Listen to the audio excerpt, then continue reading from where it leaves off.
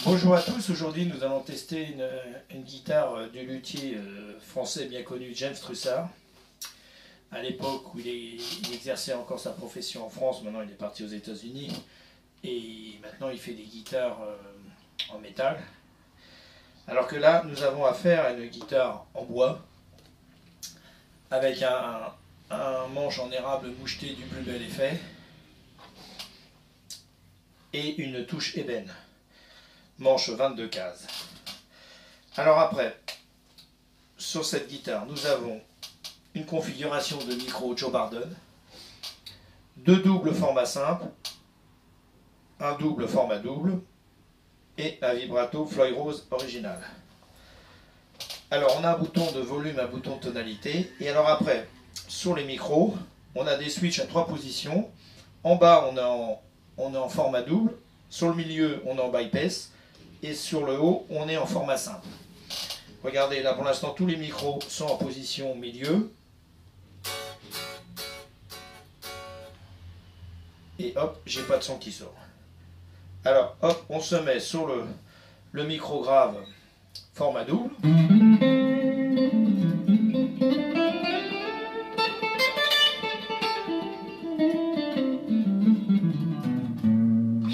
Vous voyez, on a un son très chaleureux. On peut même faire un petit peu de jazz.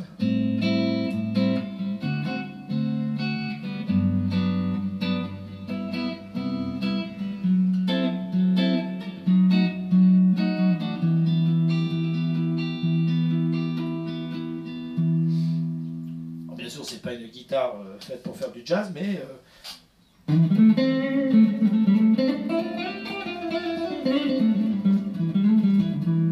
donc là, on est sur le micro grave format double. Si je me mets en haut, je passe sur le micro grave format simple.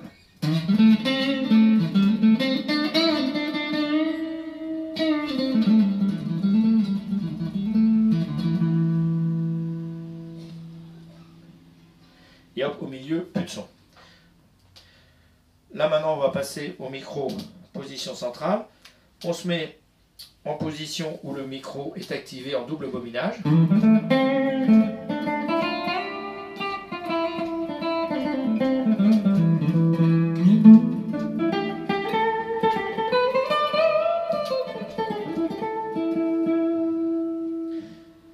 Hop, en simple bobinage.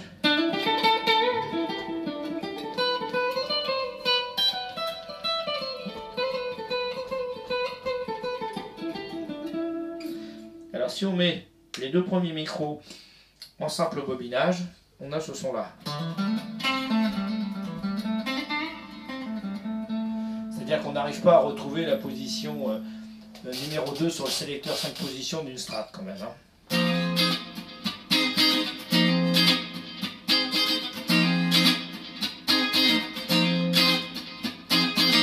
Vous voyez, on n'a pas ce son. Vous voyez, on n'a pas un son super funky.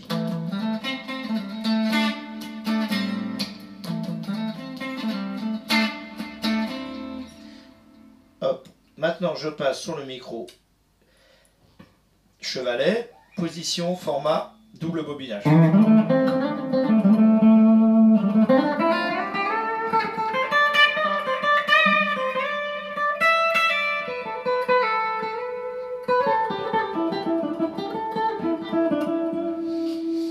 Alors, on voit qu'il a un peu plus de pêche que les deux autres micros.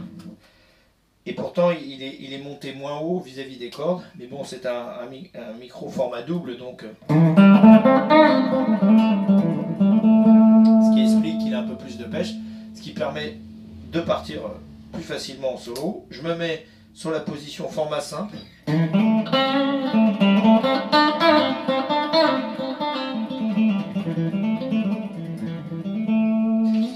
Alors le fait d'avoir 3 sélecteurs, ça vous permet d'enclencher tous les micros. Là par exemple les 3 micros sont en format simple. Ça n'a pas grand intérêt. Mais par contre...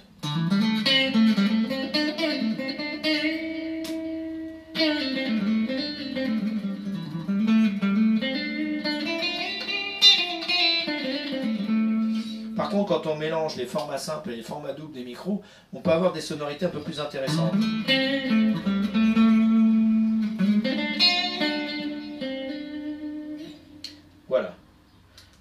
Alors je me remets en bypass. Alors le bypass c'est vachement bien quand on est sur scène, ça évite d'avoir un bruit de fond. Le problème c'est que quand vous partez, vous commencez à jouer de la guitare, faut pas oublier d'enclencher les micros. Parce que sinon si vous partez et que vous n'avez pas enclenché les micros, ben, on n'entend rien bien entendu. Alors on va essayer la guitare avec une overdrive. Hop, sur le micro grave.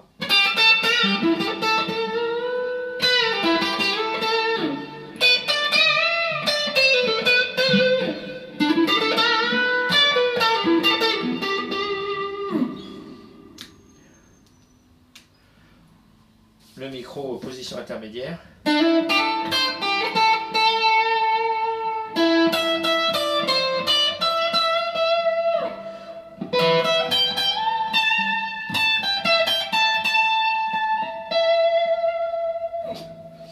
Et enfin, le micro chevalet avec une overdrive.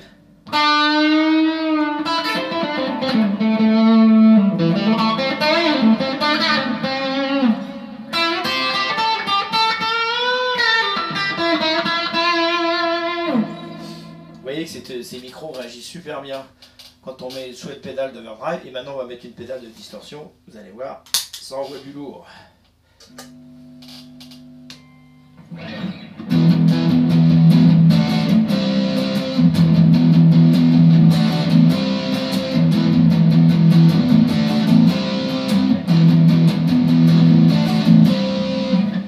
Hop, le micro position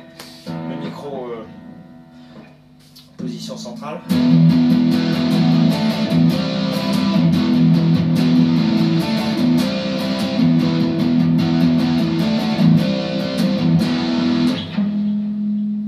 Hop, et le micro aigu.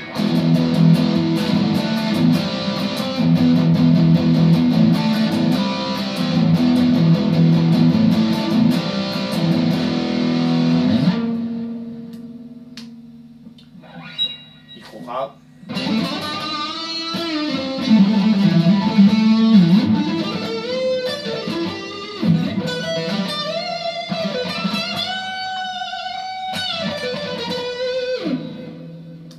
Hop, le micro central.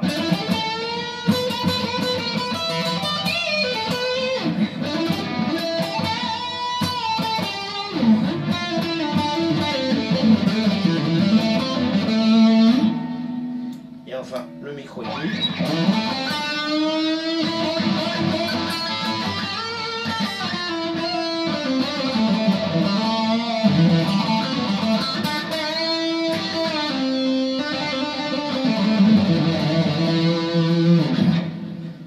Et hop, et si on met les trois micros ensemble.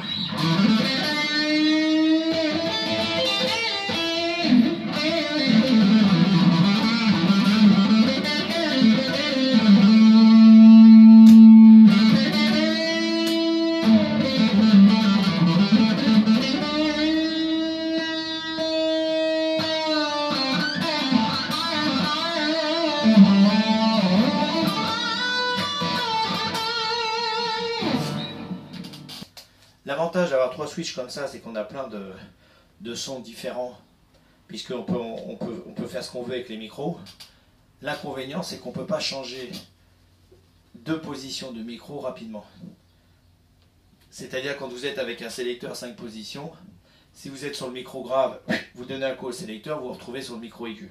Là, c'est un petit peu plus compliqué, et parfois ça peut faire des pertes de son et tout ça. Donc c'est un peu l'inconvénient. Bon, c'est le problème des switches.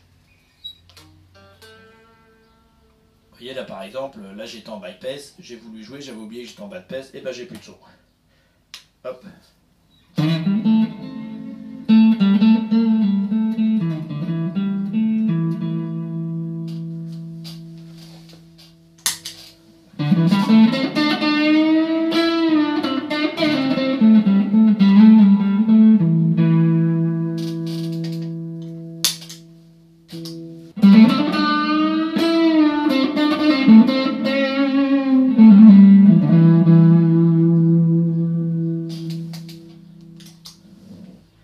Hop, l'autre micro.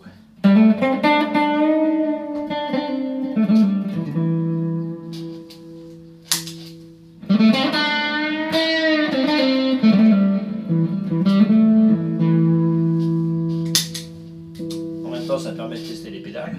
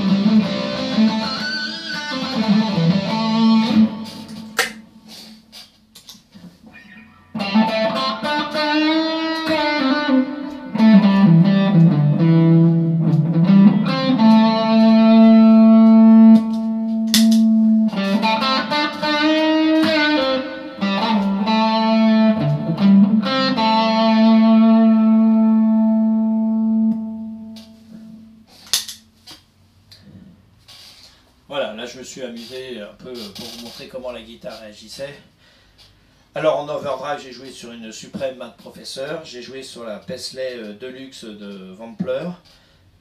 Sur la distorsion, j'ai joué sur le Two Notes, le lead, et sur une REVV G3. Voilà, ça peut vous donner. C'est pour vous montrer comment réagissait la guitare. Si j'ai joué comme ça sur des pédales de distorsion et d'overdrive, c'est pour vous montrer que je trouve que cette guitare, c'est surtout elle réagit très bien quand elle est sollicitée avec une bonne overdrive et une grosse distorsion. Bon, après, bien sûr, on peut jouer en son clair, mais...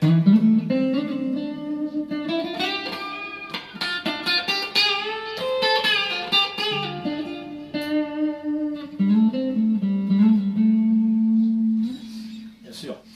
Mais, en plus, le fait qu'elle ait un Floyd, on a envie d'envoyer du lourd.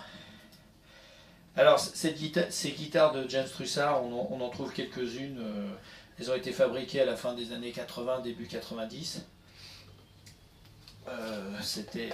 Hop, on a ça. Voilà, quand vous ouvrez le truc, on a Guitar Station, James Trussard, à l'époque où il était rue Victor Massé et boulevard de Clichy. Voilà. Donc derrière, vous avez le vibrato avec les 3 ressorts et ici accès pour l'électronique. Voilà. Je remets la truc. Hop. Alors le manche n'est tenu qu'avec 3 vis et ça permet d'avoir une meilleure accessibilité aux aigus. Le manche ne fait que 22 cases, mais vous pouvez arriver, vous avez une accessibilité aux aigus qui est quand même extrêmement facile.